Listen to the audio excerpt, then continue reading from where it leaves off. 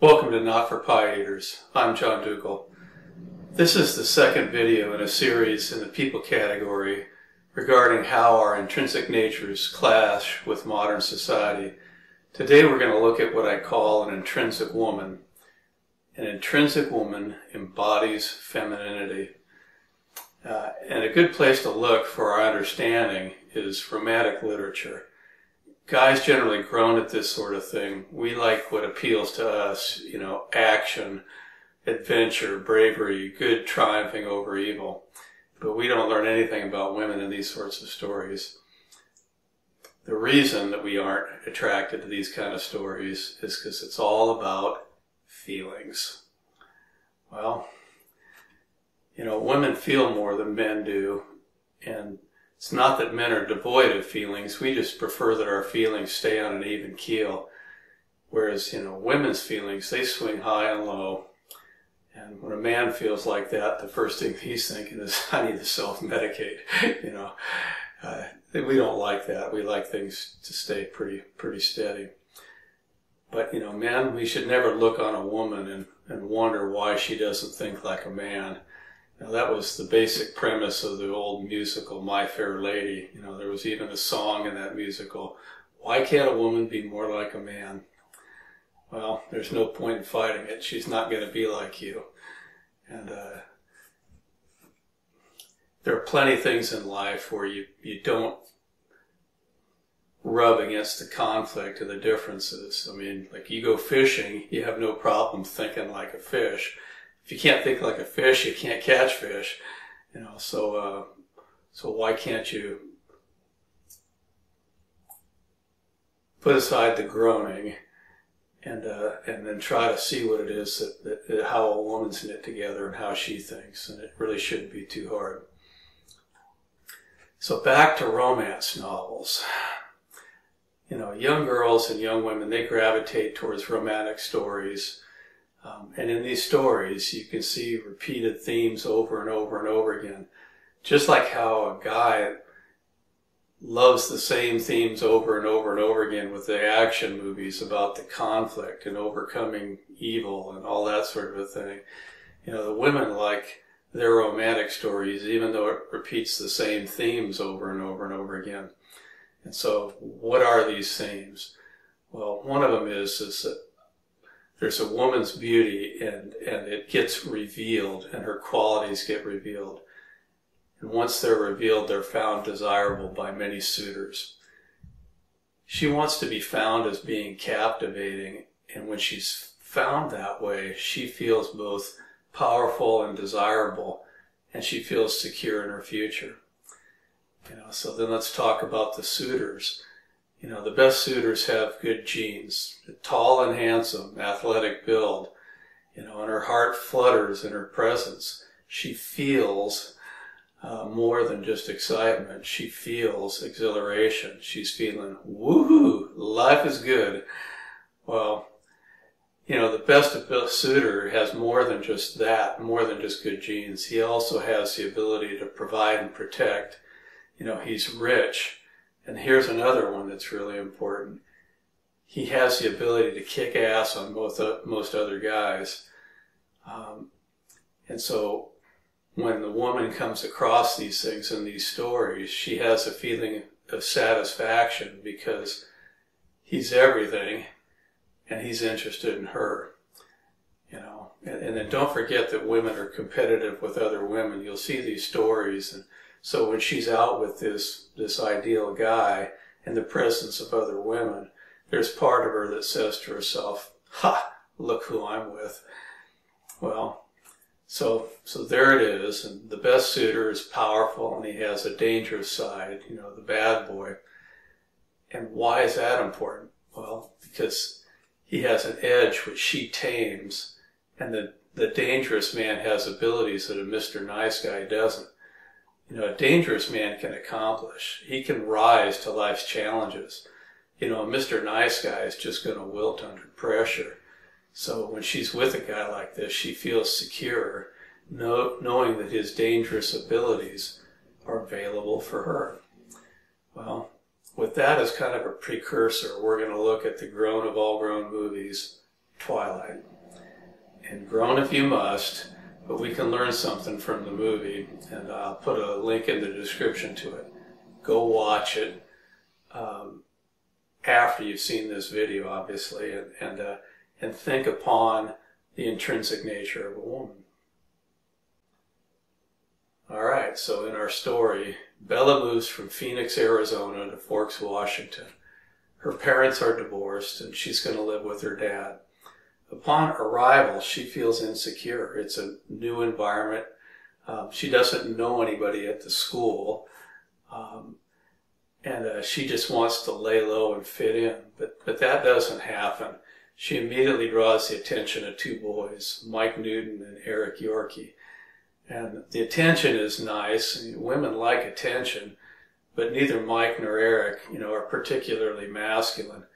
And they're not guys who would stand out in a crowd. Well, as the story evolves, she gets more attention. There's Jacob Black and Edward Cullen, and they become interested. Well, let's look at the masculine traits of both Jacob and Edward. Starting with Jacob. He's good looking. Later in the series, he becomes quite muscular. In the movie, the actor Taylor Lautner actually put on quite a few pounds of muscle, for the sequel, the second movie. And the character Jacob is both athletic and quite agile. He's capable and industrious. He rebuilds cars and motorcycles. And he's got a real calmness about him and confidence. He's sociable and humorous, has a positive outlook. Just as important, he never throws himself at Bella. There's no, oh, pick me, kind of a tone in their interaction. He demonstrates his interest slowly and patiently. Well, over time, he does show that he has an interest in taking care of Bella. So that's appealing, right? On the dangerous front, Jacob, in time, becomes a werewolf, and werewolves are powerful. Werewolves can kill. And he demonstrates his desire to protect Bella as a werewolf. Well, those are the positives for an intrinsic woman like Bella. Now let's look at a few of the negative sides. Jacob is younger than Bella. Women want to be able to look up to a man, and that's a slight negative there. Well, what else? Jacob's life revolves around Forks, and there isn't a whole lot of adventure in Forks. And lastly, Jacob's family is not wealthy, so Jacob is not wealthy. Okay, now let's look at Edward. Edward is good looking too. He's a vampire, and vampires are powerful and dangerous. He's older than Bella. He's taller than Jacob. He's bright. He's wise and caring and demonstrates a protective side. And his family is quite wealthy. And Edward offers some mystery in a life of adventure and possibility.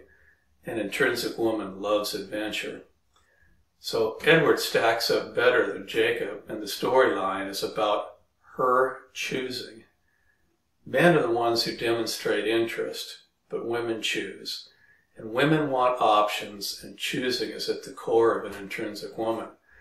So Bella chooses Edward because Edward stirs Bella's emotions the most. So in the story, Bella is presented with every girl's dream, to be found desirable by multiple men, and then having the luxury to choose between multiple worthy men. So she picks the man who's basically beyond her expectations, the guy who checks all the boxes. Okay, so that's starting to look like an intrinsic woman. But is that the sole focus of a woman? Getting the guy?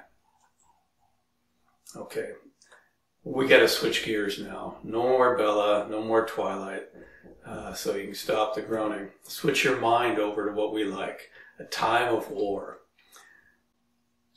Well, in the first few chapters of Isaiah, it's prophetic, and it looks to a period called the end times, the time of great war. And with war comes the death of many men, which obviously equates to a relative overabundance of women. So let's look at Isaiah chapter 4 at this time of war. In that day, 7 women will take hold of one man and say, "We will eat our food and provide our own clothes. Only let us be called by your name and take away our disgrace." So let's digest that a bit. 7 women will take hold of one man. There's not a lot of choosing going on there, is there?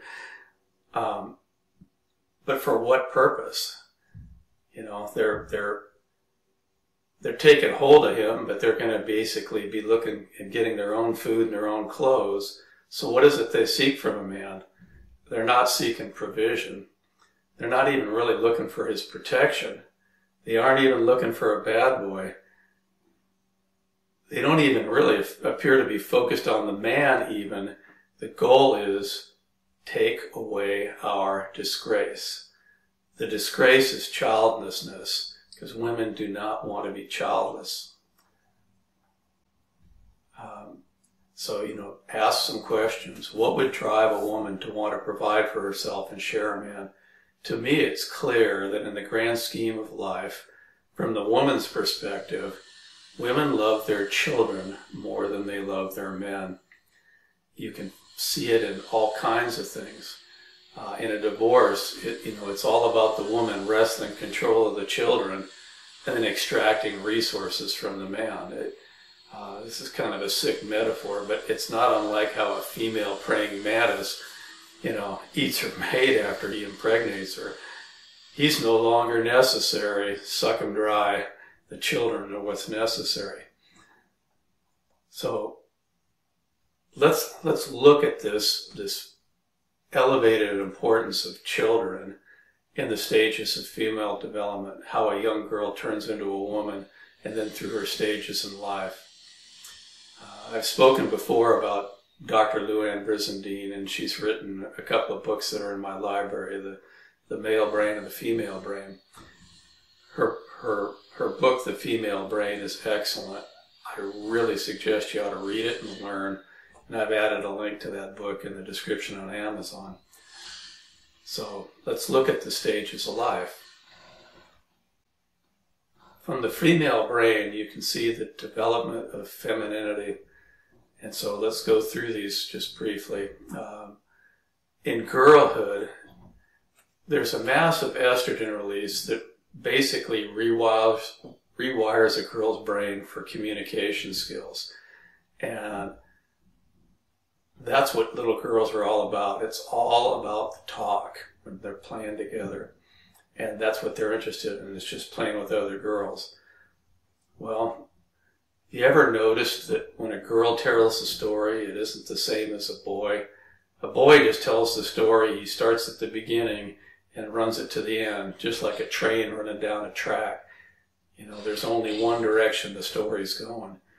But with women, it seems like a maze of tracks going all over the place. And from a guy's perspective, you go, well, what's the point? Well, a guy thinks this way because he thinks, I just want to understand the story. Go from the beginning and go to the end.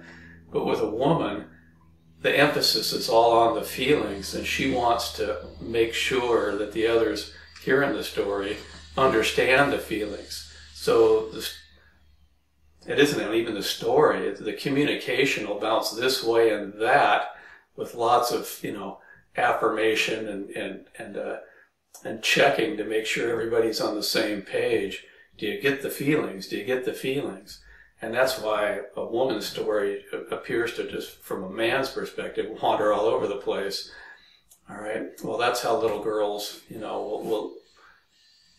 will communicate and play. It's all about the feelings that and it's pretend, but that's where their focus is. Okay, let's go on to the next, which is puberty. Estrogen, progesterone, and testosterone, increase, and they begin to cycle. And there's an interest in the sexual attractiveness, love interests, and avoidance of parents. So let's talk about the cycling of the hormones. Women feel more than men do, and then on top of that, their hormones prod them to feeling differently where the feelings, kind of change all the time. Oh man, that is just so unlike a man. Man would just, he'd scream if he had to be subjected to that. Whereas with women, it's at the core, feelings and changing feelings are the norm. Whereas with a guy, he's like, oh man, give me a beer or a shot of whiskey and make that nonsense go away. That's how guys think. Well, let's carry on. So a young single woman, the hormones have settled down and gotten into a monthly cycle, and her interest is in finding a mate, love, and then, importantly, development of a career that's going to be compatible with family. Most women are not going to want a career that just emotionally drains them, so they're shot at the end of the day. Okay, so let's assume that this gal that we're looking at here in this table has found a man. Okay, so she's found a man and now she's pregnant. She's got a huge increase in progesterone and estrogen, and her interest shifts into the physical well-being of the baby in her womb and not damaging the baby. Then the baby's born. There's a massive oxytocin increase, and that happens again and again and again with breastfeeding. It's a bonding hormone, bonding her to the child. And then when it comes to raising the child, her focus is on the interest and well-being and development and safety of the kids. Less interest in the sex, and she worries about the kids. And then as things go on and get older, then eventually she'll hit a stage where she's in the onset of menopause and perimenopause. Well, when that happens, the cycling of estrogen, progesterone, and testosterone, they become erratic, creating irritability, hot flashes, poor sleep, and fluctuating sexual interest. Well, I hope you can see from this progression that there is a shift from a focus on the man to a focus on the baby. And that's sort of a refining focus towards a specific goal. It starts with her ability to attract a mate. It starts with, her wanting a job that's compatible with having a family. And her life, up until that point, it's all about choosing the best mate. There's that choosing. But once he's found, the focus switches to children. It's like a light switch.